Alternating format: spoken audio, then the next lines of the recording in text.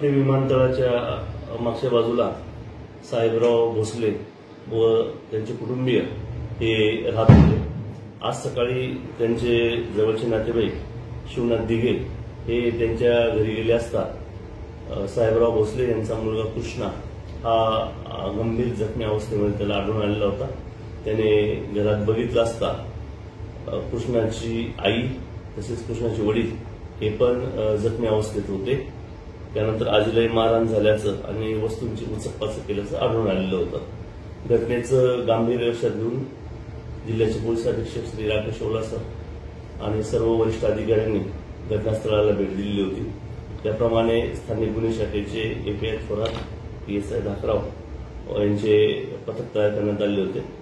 गुन्ह्याच्या घटनास्थळाला भेट दिल्यानंतर तांत्रिक विश्लेषणावरून आरोपींची माहिती मिळाली होती। त्याप्रमाणे स्थानिक गुन्हे शाखेच्या पथकाने शिंदेपळसे टोलनाक्याजवळ जाऊन संदीप रामदास दहावाड आणि जगन काशीनाथ किरकिरे दोघेही राहणार मोखाडा तालुका पालघर यांना ताब्यात घेतलेला आहे।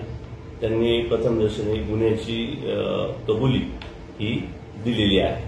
अधिक तपास एसडीपीओ श्री वमने साहेब शिर्डी विभाग हे करीत आहेत।